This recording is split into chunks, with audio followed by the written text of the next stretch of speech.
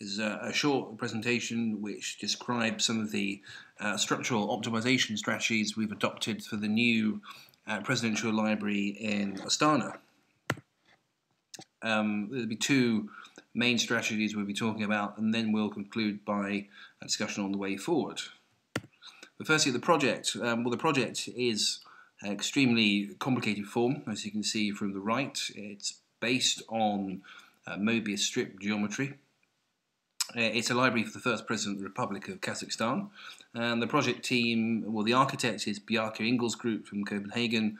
Structural engineers are us at Ramboll UK, as are the M&E engineers and the facade engineers at Ramboll UK and Front from New York. Well, that's a view of the outside of the building.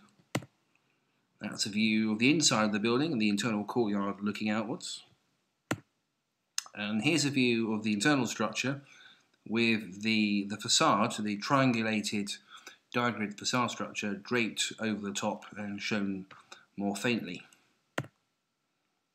So the facade structure itself is open to some debate at the moment. It may be changed for cost reasons, but for the purposes of this exercise, we're sticking with one of the original schemes, which was a triangulated diagrid propped off the internal frame. And then taking that diagrid, our aim therefore is to try and find strategies which minimise and rationalise the structure of the facade as much as possible in order to reduce the complexity and the cost. So strategy number one is to set up a distribution of facade panel shapes and sizes so as many as possible are similar. So why do we want to do this? Well, we want to do this because this will reduce the cost arising from too much variation in panel shape and size, to reduce the number of panels, hence the cost potentially, to reduce the volume of steel, to eliminate acute corners, angles at corners, and to ultimately it may change the visual appearance of the building to a different character, but one which may have its own validity. So how do we do this? Well, we use a repulsion-driven algorithm which repeats over a number of iterations. The standard deviation of the panel sizes should be much improved compared to the original. So, I mean, a repulsion-driven algorithm, what is it? Well, it's actually placing a simulated electrical charge on each node of a conventional node and bar wireframe model. Each node then is allowed to find its own equilibrium position depending on the charge you've applied to it and the proximity to its neighbouring nodes. So to test this, we started with just a simple flat surface. Top left shows a random distribution of nodes. Bottom right shows what we eventually ended up with after quite a few iterations of the algorithm. It's a much better uniform spread of glazing panels. So I think that was the encouraging result. Step two was to apply that to a random curved surface, which was then divided into equal number of panels in both directions. So here the nodes are rearranging based on the electrical charge, and now they've settled to an equilibrium position. And if we then triangulate the resulting nodes, we get a different surface, but in theory a more efficient surface. So applying this to the actual facade of the Astana structure, on the right is the image split into glazing panels using a more conventional method. And here's what happens if we apply the repulsion algorithm. The standard deviation of panel sizes is 1.46 compared to 2.24 for the conventional approach. And this is great, and if you look at the member lengths and the panel areas on the graph on the right hand side, the purple is the new optimized arrangement, the blue is the old arrangement. As you can see, the new arrangement has a far tighter distribution of lengths and panel areas, meaning that we have achieved a more efficient result, which in real life would look like that.